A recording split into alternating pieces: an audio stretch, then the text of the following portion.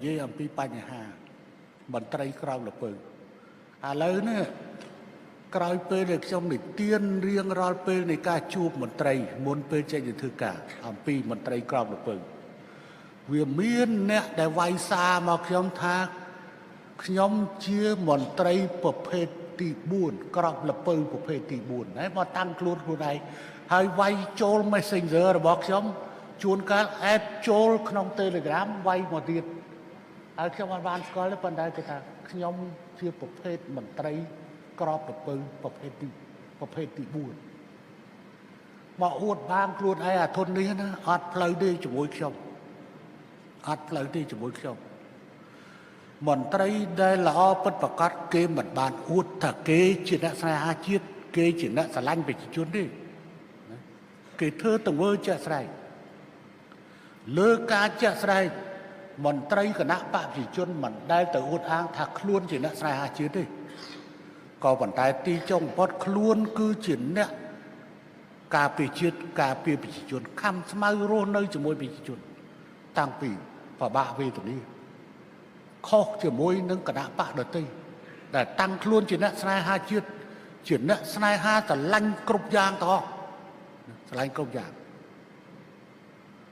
អញ្ចឹងទេចំណុចនេះមន្ត្រីក្រៅលពើនេះបានคล้ายទៅជាប្រធានបទហើយរឿងនេះវាជារឿងគេថាកតិលោកទេដែលព្រះរាជាព្រះអង្គចង់ដឹង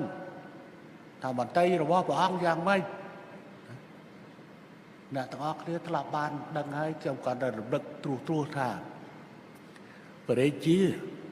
ព្រះអង្គចង់ដឹងថាមន្ត្រីរបស់ព្រះអង្គយ៉ាងម៉េចព្រះអង្គស្ងោក្របលពៅរួចហើយយកមកឲ្យពួកមន្ត្រីយកទៅដាំមន្ត្រីនានាបានប្រឹងណាស់វិចខ្ចប់យកទៅដាំដល់ទៅពេលវេលាទុំវេលាដែលថាដូចតែយើងថា3ខែកន្លះអញ្ចឹងទៅដឹកមកហើយមន្ត្រីនឹងមកប្រជុំដល់មកចេញ4ប្រភេទមន្ត្រីចេញ4ប្រភេទទី1ប្រភេទថាលពៅដែលព្រះអង្គ